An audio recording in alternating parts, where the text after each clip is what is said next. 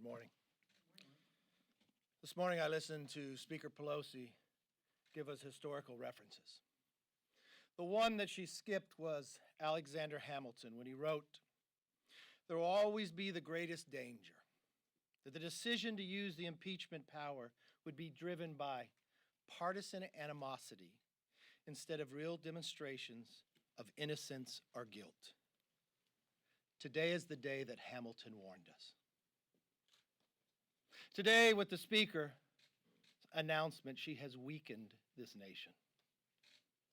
It was not new news. They always had this pre-written timeline from the day they got sworn in. Let's go through their timeline. After winning the majority, they had to decide who would become the chairs of their committees. The Impeachment Committee Judiciary had a campaign for it. Nadler campaigned on the theme that he would be the best for impeachment, and he won the position. On the very first day of swearing in by their new freshmen, they got them the majority. After holding their hand up and swearing to the Constitution, in celebration that night, Congresswoman Tlaib said, "We are going to impeach the mother." That was their goal from the beginning. Or in May of 2019 of this year, Al Green, who has entered the impeachment from the very beginning, said if we do not impeach the president, he will get reelected, to show them the true reason of why their timeline is written. The sad part about this timeline, they've always had it written, they just never had a case or proof, so they had to bring professors in. Had Speaker Pelosi spent at least 48 hours and waited until the transcript came forth, America would not have to go through this nightmare. If Speaker Pelosi would have paused and actually listened to the hearing yesterday, she probably would not have made the decision that she made today to try to change her own timeline. Had she listened to the Democrat constitutional scholar, Jonathan Turley, he said there was no bribery, no extortion, no obstruction of justice, no abuse of power. He said this would be the fastest, thinnest, weakest impeachment in U.S. history. This is from the individual who did not vote for the president. This is from the individual who is not a Republican. The further they get from their timeline, the further they get away from their own requirements of an impeachment. Even if this year of March, the Speaker of the House said impeachment was so destructive to the nation that it had to be overwhelming, compelling, and bipartisan. That was the criteria she laid out for the nation and for her conference. It's just not the criteria she held herself to. This is the day that Alexander Hamilton feared and warned would come. This is the day the nation is weaker because they surely cannot put their animosity or their fear of losing an election in the future in front of all the other things that the American people want. They don't even have a budget. We don't even have a trade agreement that was signed more than a year ago to make this country stronger. We're not lowering drug prices. We're not rebuilding this nation. Why? Because the timeline that they started from the day they were sworn in, down to the very freshmen announcing what they would do on the night they were sworn in, to the selection of the chairs of who would oversee the impeachment, has come true today. It's not a day that history will be proud of. It's not a day I hope America ever repeats. Take questions. Yes. In 2016, you said that then candidate Donald Trump was one of two people who are paid by Vladimir Putin, the other being former Congressman Dana Rohrabacher. Do you still believe that Vladimir Putin I didn't believe pays then the it was a president? joke, and we took it to an extent that's not, and that's really embarrassing that you would even ask that. Yes. You mentioned that Speaker Pelosi often pointed to a need for bipartisanship. Can you guarantee that there will be no defectors here, the Republicans will be united? I don't need to guarantee, I'll show you the vote. If she laid out a criteria, the Speaker of the House, telling the American public of March of this year that impeachment was so divisive, that it would divide the nation, that the only way we could move down, that it had to be compelling, it had to be overwhelming, and it had to be bipartisan. Well, we've had that vote on the floor for an impeachment inquiry. And the only bipartisan vote that turned out there was not to move forward. So the standard that she gave to the nation, that she gave to her own conference, she will not hold her own self to. Why? Because she wrote this timeline before she was even sworn in for president. She picked the committee chairs based upon what she wanted to accomplish in the timeline. The freshmen that gave them the majority said it on the night they were sworn in. The individuals that first moved the impeachment said the reason why they were afraid of losing. The committee that it went to yesterday, 2/3 of them, if this is the jury, had already voted for impeachment before they heard. If they had listened, and who'd they select? 3 Democrats to a witness that Republicans could invite? We invited a Democrat. We didn't invite a Republican. We invited a constitutional scholar, someone who didn't even vote for the president. Why? Because this is too important. We would stick to our own standards of constitutionality. And what did that individual say? It's the weakest, it's the thinnest, and it's the fastest impeachment in history. And he said there was no bribery. But you know what's more importantly what Turley said? He said if there is abuse of power that you want to impeach this president over, that's not the case.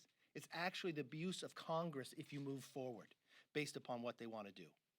Why would they not listen to that? Why would she not hold herself to the standard she said to move forward? But that vote was before we had heard any witnesses. That was before this investigation. Now, are you confident that not a single Republican will back this?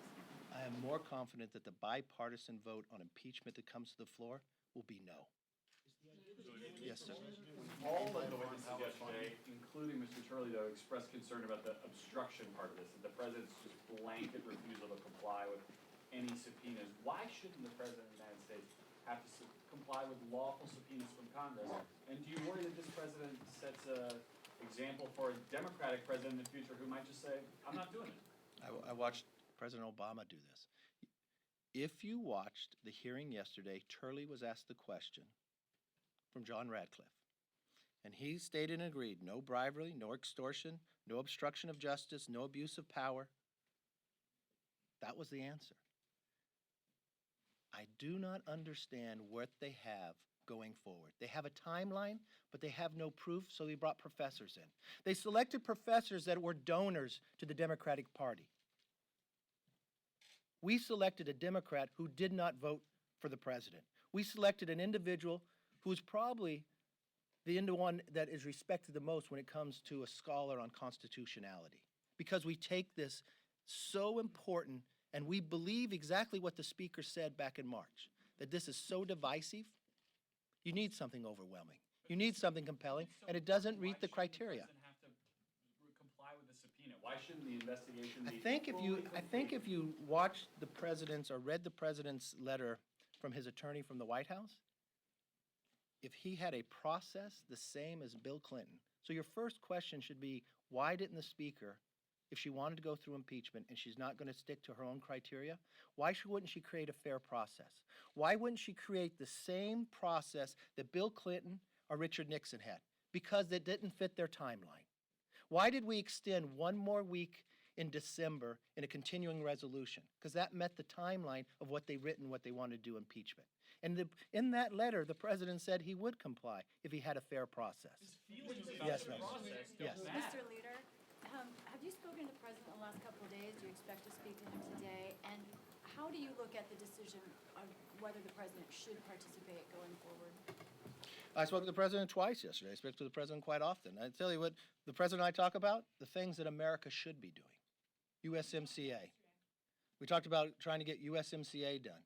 We talk about a number of different issues moving forward. He called me first in the morning when he was over at the NATO meetings. Here was the president overseas making America stronger.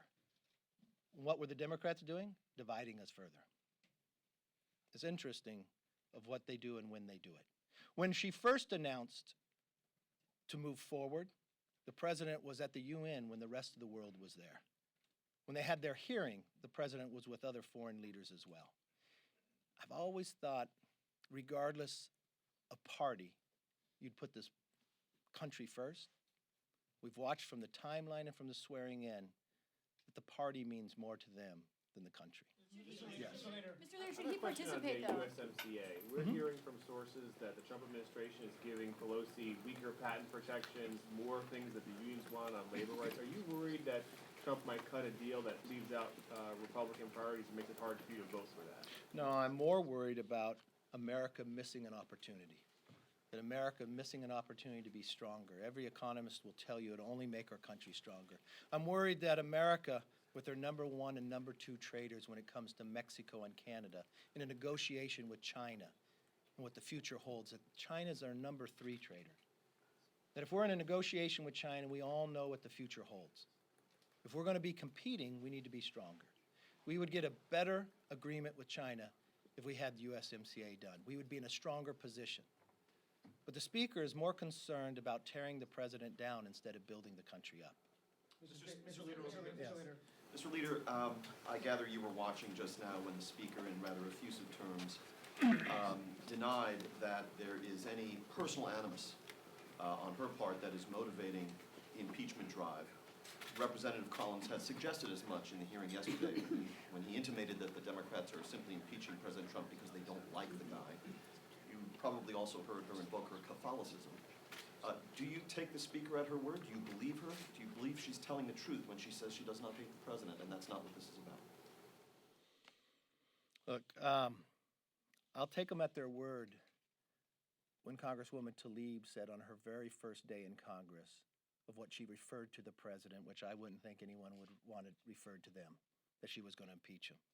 Or when Adam Schiff continued to lie to the American public, only get to the point that they are today. Or when he said he was going to send them back to the Golden Throne. I asked about the Speaker. I'll take the Speaker at her word, but if she paused for a moment, if she looked at just the facts, she would not have made that determination. If she paused and she actually listened to the hearing yesterday on what a Democrat who did not vote for the President, who has studied the Constitution, who most at any time has been a witness for Democrats or Republicans, based upon his own ability as a scholar, that this is the weakest, the thinnest impeachment in the history of America. That there is no bribery, no extortion, no obstruction of justice, and no abuse of power. So you don't accept what she said just now? Actually, Mr. Leader, I think I have a that's hard time believing her. Yes, Dr. You've been saying, the Republicans have been saying the facts are disputed. One of the facts that's not is the president did in fact ask the Ukrainian president to investigate Joe Biden. Is it ever appropriate for a president to ask a foreign country to investigate a political rival?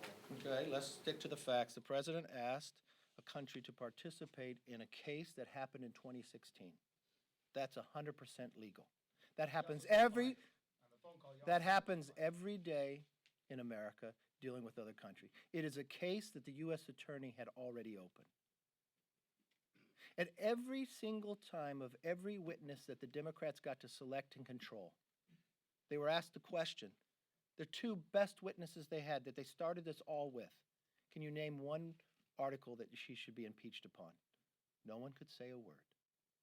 So why are we going through this nightmare? It goes back to the very first day after the election. They had a goal, they wrote a timeline, and they had to change the basis and move it to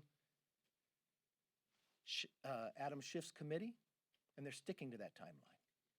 So the answer to your question, they've always wanted to impeach the president. You watch them at their words, watch them at their actions, watch them what they have done. The most important part here is Alexander Hamilton, founding father, was concerned and warned us that this day could come. History will look back today and it'll be a sad day. We hope that at any time, whoever has this power in this country, that they never repeat what Alexander warned us would come, and that this day will never happen again in America. Thank you very much.